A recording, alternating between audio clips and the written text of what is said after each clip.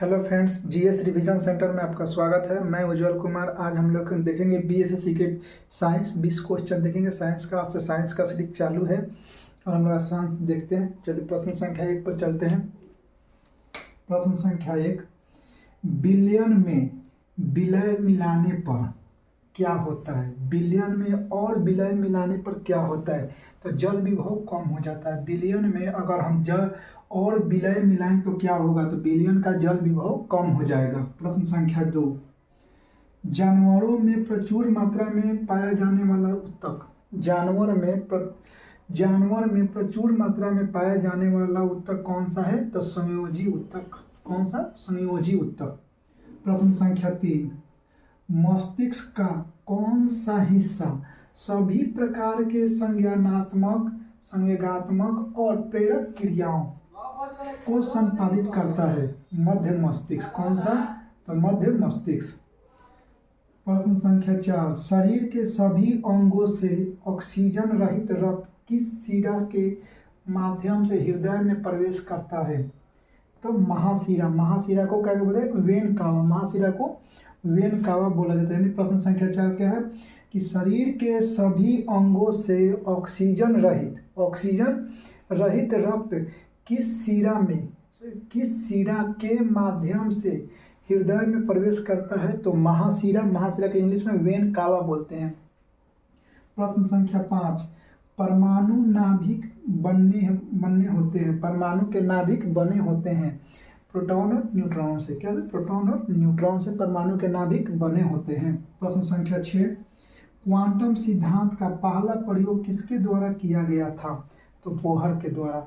Quantum सिद्धांत का पहला प्रयोग किसके द्वारा किया गया था? तो बोहर के द्वारा।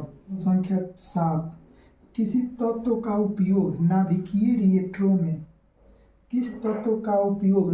रिएक्टरों में श्रृंखला क्रिया के नियंत्रण करने के लिए किया जाता है। यानी कि किस तत्व का उपयोग नाभिकीय रिएक्टर में श्रृंखला क्रिया को नियंत्रित करने के लिए किया जाता है? तो है होलियम। होलियम का संकेत कितना होता है? HO। संकेत क्या होता है? HO। प्रश्न संख्या 8, होलियम का उपयोग किया जाता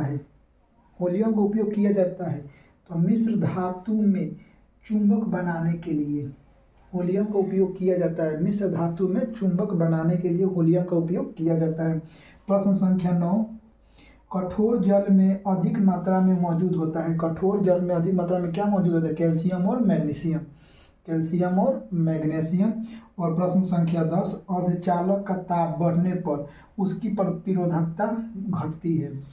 अर्धचालक की ताप बढ़ने पर उसकी प्रतिरोधकता घटती है। चलिए एक बार तुरंत रिवीजन कर लेते हैं। विलयन में और विलय मिलाने पर क्या होता है? जल का विभव कम हो जाता है। जानवरों में प्रचुर मात्रा में पाया जाने वाला उत्तक है संयोजी उत्तक। और मस्तिष्क का कौन सा हिस्सा सभी प्रकार के संज्ञानात्मक, संवेगात्मक और प्रेरक क्रियाओं को संपादित करता है? मध्य मस्तिष्क। प्रश्न संख्या 4, शरीर के ही सभी अंगों में ऑक्सीजन रहित रक्त किस सिरे के माध्यम से हृदय में प्रवेश करता है? तो महाशिरा, उसे वेन कावा बोलते हैं। प्रश्न संख्या 5, परमाणु नाभिक बने होते हैं प्रोटॉन और न्यूट्रॉन का। और प्रश्न संख्या, क्वांटम सिद्धांत का पहला प्रयोग किसके द्वारा किया गया था? बोहर के द्वारा। क्वांटम सिद्धांत का पहला प्रयोग बोहर के द्वारा किया गया था। प्रश्न संख्या 7 है कि 7 किसी तत्व का उपयोग नाभिकीय रिएक्टरों में श्रृंखला अभिक्रिया को नियंत्रित करने के लिए किया जाता है? तो होलियम को किया जाता है। होलियम का संकेत HO। और प्रश्न संख्या 8, होलियम का उपयोग किया जाता है? तो मिश्र धातु के चुंबक बनाने के लिए। होलियम का उपयोग जाता है मिश्र धातु के चुंबक बनाने के लिए किया जाता है। कठोर जल में अधिक मात्रा में मौजूद होते हैं कैल्शियम और मैग्नीशियम। और प्रश्न संख्या लास्ट, अर्धचालक का ताप बढ़ने पर इसकी प्रतिरोधकता घटती है। प्रश्न संख्या 11, जब तरंग एक माध्यम से दूसरे माध्यम में जाता है तब उसका परिवर्तित हो जाता है। जब तरंग एक माध्यम से दूसरे माध्यम में जाता है तो उसका परिवर्तित हो जाता है। क्या क्या परिवर्तित हो जाता है? तो वेग, आयाम और तरंगदैर्घ्य। जब तरंग एक माध्यम से दूसरे माध्यम में जाता है तो उसका परिवर्तित हो जाता है वेग, आयाम और तरंगदैर्घ्य परिवर्तित हो जाते हैं। चलिए प्रश्न संख्या 12 पूर्ण आंतरिक परिवर्तन के लिए आवश्यक है। पूर्ण आंतरिक परिवर्तन के लिए आवश्यक है कि प्रकाश सघन माध्यम से विरल माध्यम में जाए। क्या होगा? पूर्ण आंतरिक परिवर्तन के लिए आवश्यक है कि प्रकाश सघन माध्यम से विरल माध्यम में जाए, और दूसरा सघन माध्यम के भीतर यानी प्रकाश सघन माध्यम के भीतर आपतन कोण क्रांतिक कोण से अधिक हो। सघन माध्यम के भीतर आपतन कोण क्रांतिक कोण से अधिक हो और प्रकाश सघन माध्यम से विरल माध्यम में जाए तो पूर्ण आंतरिक परिवर्तन होता है। प्रश्न संख्या 13 मानव शरीर के सबसे बड़ी सीसमाइड हड्डी है।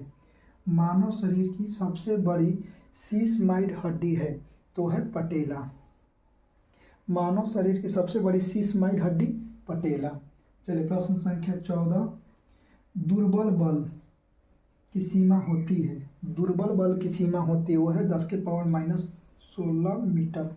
10⁻16 मीटर होती है दुर्बल बल की सीमा।